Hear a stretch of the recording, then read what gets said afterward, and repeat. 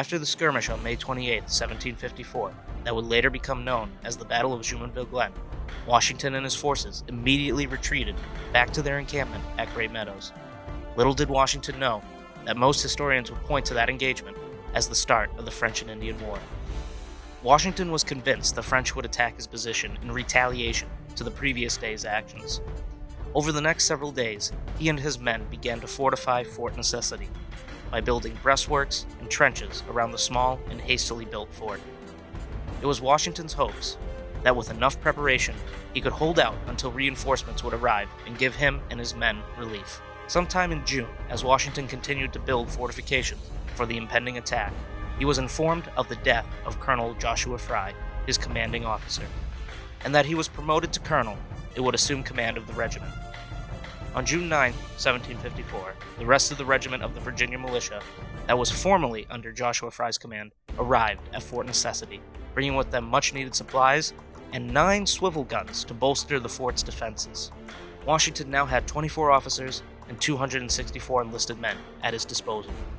And a few days later, Captain James Mackay arrived at Fort Necessity with his independent company of British regulars, bolstering the fort's defenders by an additional 100 men. However, there was tension between Captain Mackay and Colonel Washington. Not only would the British camp separate from the Virginians, but also Mackay would refuse to obey Washington's orders. As a result of this tension, the British under Mackay's command would stay at the fort while Washington would take his men and widen and build a road to Redstone Creek. It was at this time that most of Washington's native support dissolved. On June 28th, while widening the road, Washington ordered his men to stop and withdraw back to Fort Necessity, for he had received word that the commander of the French Fort Duquesne had set out that same day with 600 French-Canadian troops and about 100 natives to attack Washington's position at Great Meadows.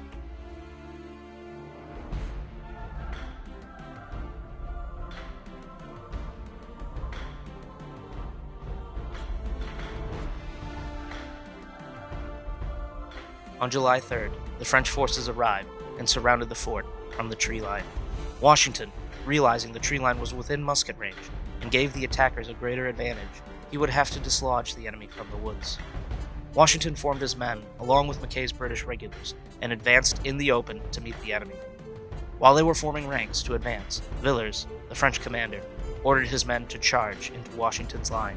The sudden advance from the French would cause Washington's militia to break formation and flee back to the fort, while Washington himself, along with Mackay and his British regulars, would hold their ground and fire a volley into the incoming French and natives, breaking the charge. However, Washington would order them to retreat back to the trenches and fortifications. Villars would redeploy his men back into the woods and ordered a continued fire onto the fort and its defenders. To make matters worse, later that evening, while the French continued their barrage on the fort, it began to rain very heavily and turned the field into a marsh and the trenches into flowing rivers. On top of that, it also soaked most of the defenders' powder. Washington and his men, low on ammunition with wet powder, began to see his position as hopeless. At the same time, the French would offer to negotiate for the fort's surrender. Washington and Mackay would accept and meet with the French commander at night to negotiate terms. Later that night, terms would be struck, and Washington and Mackay's men would be able to march away with their muskets and colors still in their possession. However, the terms would also include a confession to the assassination of Ensign Jumonville, and due to the language barrier, Washington and Mackay would sign the surrender, unknowingly confessing to the crime. And on July 4th, Washington and his forces would march away from Fort Necessity. That event would solidify Washington's belief that he had found his calling in military service, and say, quote, "I heard bullets whistle, and believe me, there was something charming in the sound."